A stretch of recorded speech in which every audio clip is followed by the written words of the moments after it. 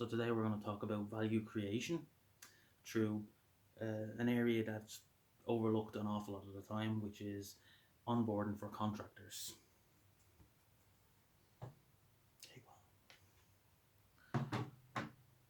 So onboarding, what is it? Onboarding relates to rules, values, and systems.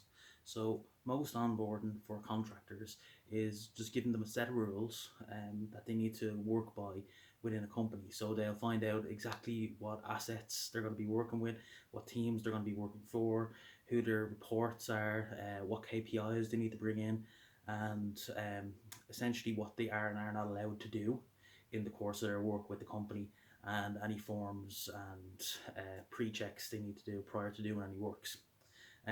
Values are what the company holds as its own values. So that could be that um, they are value driven for sales, that it's revenue driven. It could be that it's people driven. It's about the staff. It could be it's a service company and it's about the customers. So their values are fast, the fastest on the market, or they could be highest quality on the market. And the contractors need to know about the values in order to actually work um, for the client in such a manner that they're going to actually help drive them values. Sometimes the rules and values get mixed up a little bit, and that's kind of what we're going to talk about a little bit here. Systems. So the systems is obviously any ICT systems or any just internal systems that are used, even other external systems by other contractors, SaaS, so systems as a service, or sales as a service, anything along those lines that they have to link in with, and their technology is going to have to merge in with as well. So they're the areas that are generally used for onboarding for contractors, but it's overlooked an awful lot more than say internal staff onboarding, which is also kind of overlooked, and client onboarding. Client onboarding would be the main one because it's sales and value driven. So it's looking for revenue, and they're going to want to be trying to retain and stop churn and that type of thing. So they will kind of push forward on that one more so than the others. The areas that are missing is the quality that comes with getting providers, contractors, builder providers, anyone along those lines, anyone that's looking at auxiliary services as well, getting them on board with the systems in place and understanding the values of the company as a whole. And that can be seen through customer service and through retention and that as well. It's not as easy to actually gauge how that how that plays into it, which is why it wouldn't be one of the areas that's mostly looked at. But we'll have a quick chat about that now. So on contractor types, we've got about 8 different general contractor types. I'm just going to talk through them each really quickly. So you've got external project consultants. So they're external completely. They just come in to consult on a specific project. For onboarding for them, it would be meeting with the teams, whether it be internal facilities management or maintenance, anything along those lines that are going to have to work alongside, and any documentation that attains to as well. And then with the management team in order to find out what the project is actually for. Now that's if it's a building contract, it could be anything. It could be a website building contract. It could be anything along those lines, but it's an external project. So they come in and they don't run the project, but they just consult on what the company is actually looking for and how they should go about doing it, and then giving a price, I suppose, for doing it if they provide the services themselves as well. This type of contractor wouldn't generally need to be onboarded in the same manner as another type, but they would still need to know the values of the company in order to make sure that what they're pitching is driving towards the same value drivers as the company itself is. Number 2 is external maintenance. So external maintenance, they're companies that come in, just do plan preventive maintenance, just do reactive maintenance. They don't do very much in the way of actually merging with the teams internally. They'd still need to know about documents and rules and that type of thing. They wouldn't have to have an onboarding of the actual values of the company, because they really only come in just to make sure that all the assets are working properly, and that their own assets that they have in place in the company are working correctly as well. The only areas that they would need really on onboarding would just be around the systems in place more so. So systems and rules. Um, External collaborators. So external collaborators, they're companies that come in and work alongside the team. So they would need to know about the values and about what drives the company in that as well, because they're going to be companies that come in and they might have technology that only they can work on, but it has to work in place with the other with the internal teams. So they need to come in, work on, say, for example, let's say a variant system, and they come in, they work on a variant system alongside clinical engineering, and they have to collaborate on how best to to work the systems that both are using. Uh, they may have to, if say the ICT system isn't upgraded, they may have to put in a blocker in order to allow for an older system to run their software on, or they may have to put in a business case for getting an upgrade within the internal side of things. So they'd have to collaborate that sort of stuff together. Now there would be rules around that they have to know and all as well, but it would be mostly value driven, because it would be the values of the company that they're driving towards. Because in saying that specific incidents, if it's a variant system, they're going to be doing radiotherapy. So the values of that company are going to be to provide a quality service for patients, and that means having the best of equipment and the best technicians possible to actually work on that equipment, um, and allow for a seamless, no problem type operation. Um, you know, yeah. It's only a test. Um, so internal collaborator. So that's somebody that's from an external contractor, but that works internally. So that would be someone along someone that would be coming in for project based works, but that would be for a period of time working within the company setting. So that could be contractors brought in um, for the duration of a contract, say a 1 year contract, and it changes every 1 year. So it could be a different company every single year. They'd have to be on board the same way as a staff member should be onboarded. They should be more or less given a staff member handbook to go through all the different areas of what's available within the company and that. But there's also the side on the law side of things where you need to make sure that they are still an external contractor. They can't be using your holiday system. They have to be reporting to people outside in their own company, as well as whoever they're set to report to internally as well.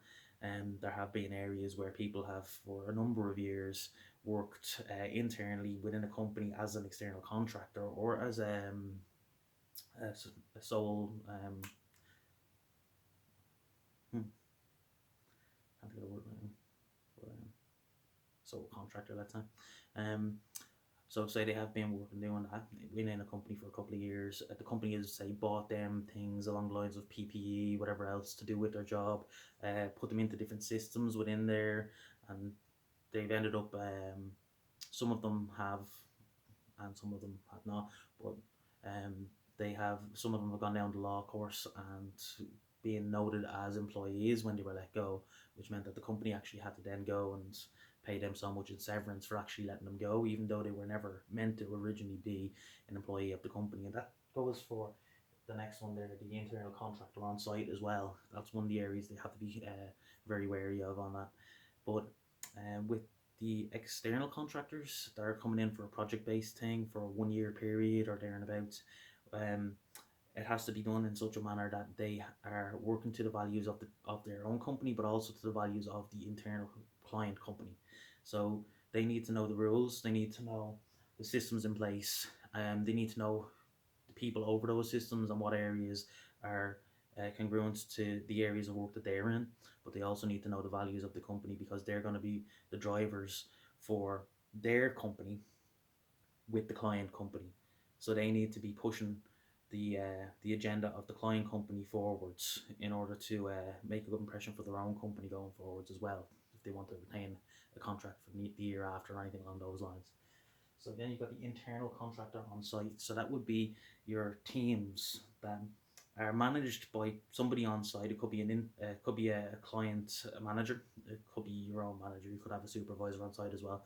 But this would be generally along the lines of facilities maintenance contracts, things like that, where you could have a pest control team, you could have a cleaning team, you could have a security team, access control, that are all on site. There could be portering and anything along those lines as well, catering as well. That can all be external and brought in as contractors. but they can be overseen by an internal manager.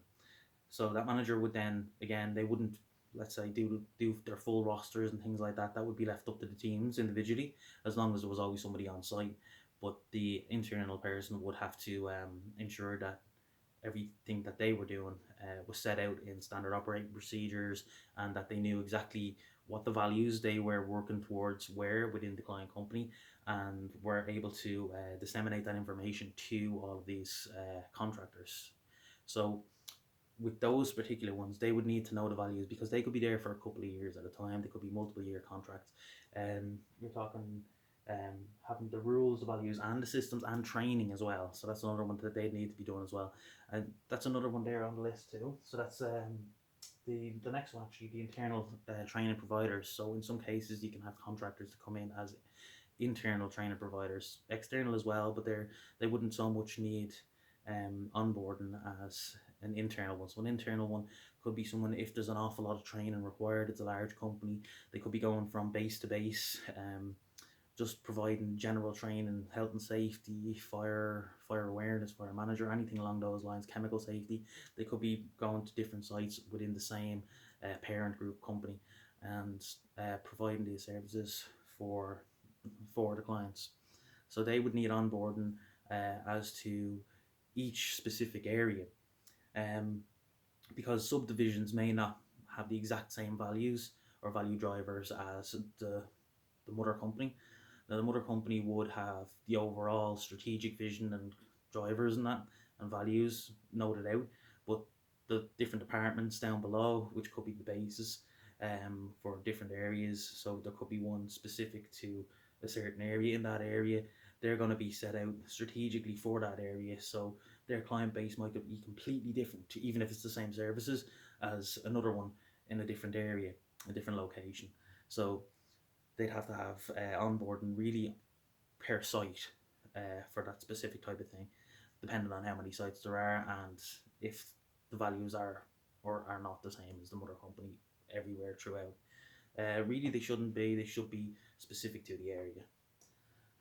So we had gone with the internal contractors. So we go back to that one there for a second. So the internal contractors, they're as we said, cleaners, anyone along those lines. So um, say with any sort of internal systems, they'll definitely need to know them, but you'll actually probably work with the external systems that they have as well. They could have, say, an ECAT system or something along those lines, which would be an audit system that they would use for ensuring that the cleanliness of the areas they were working on was correct, and that all fittings and furnishings and everything like that was in working order, and there were no issues as well.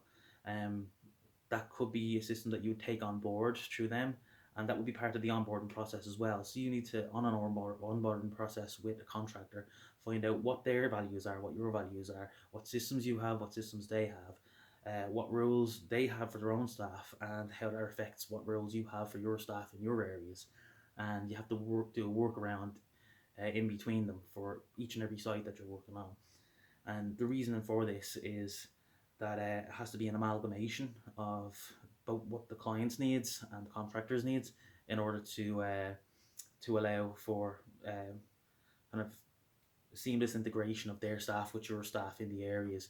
So you're able to work forward as if they were internal employees, but under the basis that they are contracted out. So um any payments in PAYE, anything along those lines, are all dealt with by the contractor and not by the internal client. So on 7 there, we've got external project management. So that would be when a project is done with a client, but it's managed by the external company. So it's not just the same as project consultant, where they come in and they give ideas of what can be done. Be different versions of that as well. The strategic ones as well. So say strategic project consultant, that'd be for strategic vision for the company itself. They've worked with the senior management team to mainly around the values, actually, and less about the rules, more about vision for the future as to where the company will go, and the different divisions of the company, how they're going to work together and play out, and what needs they have, any consumer consumer what's the word? It doesn't matter. But say any assessments for the different consumers and competition, so competition analysis, consumer analysis, all that type of stuff, and like just have a renewed look at things along the lines of the um, the the business strategy and commissioning and that type of thing. So if you were to say, look, the SCSI or the or RICS or an AAE, they say that every 3 years it should be the optimal time to recommission, and that would be around assets and sustainability, energy management, any of that sort of stuff. And the reason being is that laws change, equipment requirements change, um, cost of fuel, um, the innovation in the field really as well. Like there could be new products coming out that you would actually be better off switching, even if there was nothing wrong with your current system. Um, you'd be better off switching so as you can move across. Um, because of the internal rate of return for the investment. Um, because the net present value of buying it now would, over a couple of years, accrue to being worth more to the company, especially if you're taking into account, like say, carbon credits and things along those lines. Um, but that's more on a technical side than this anyway. So where were we? So the external project manager. So as we said, they'd be managing the entire project. So that would be an actual physical project within a client's space, so within a building. And what they would be doing then is they'd be coming in and they'd have a team of their own contractors.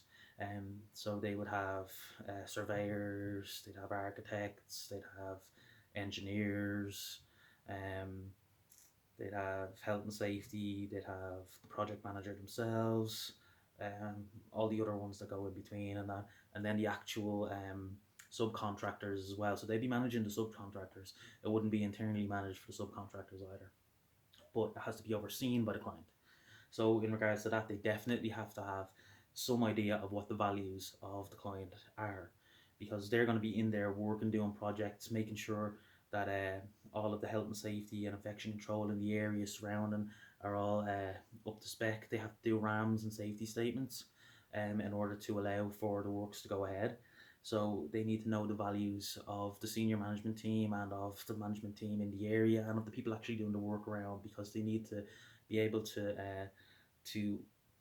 have as little impact, as little hindrance on the general day-to-day work that the company actually provides to their own clients. So it's very important that they have a good grasp of the values, as well as the rules and systems, but more so the values of the company. And external systems such as accountancy, ICT systems, and SaaS. So that could be sales as a service, or it could be systems as a service as well. These type of contractors, they generally wouldn't have much of an interlink with actually coming into a business. Maybe an accountant, depending on the internal processes. Sometimes they could just get sent over all the stuff. Now, there's auditing companies, they're a little bit different, because they're going to come in and they're going to assess as to what's a HICWA or to an ISO standard or something along those lines, HTM or something, to make sure that the company is compliant with current laws and legislation, that type of thing. Whereas these, I suppose, accountant would do something similar, but they're obviously going to be looking to just work the books and balance the sheets for a company, and then on the tax side of things as well. So they wouldn't particularly need to know about the values of the system, but they would definitely need to know about the rules and the systems in place, because the systems are going to affect how they're able to do their job. And the rules internally kind of would set about the different sectioning that they need to say. So say even on the accountant side, you might have the rules being that that procurement is done through both procurement and finance, and in one space, procurement does all of the tendering uh, and picks the tender winner and sets out the POs and sends them out to them, and it goes through their system. And then on the finance side, it's higher ticket items and or lower ticket items, whatever, and they they have to have it done through an internal system where it gets signed off by one person, sent over here, and whatever else, and eventually it's put through a SAP system.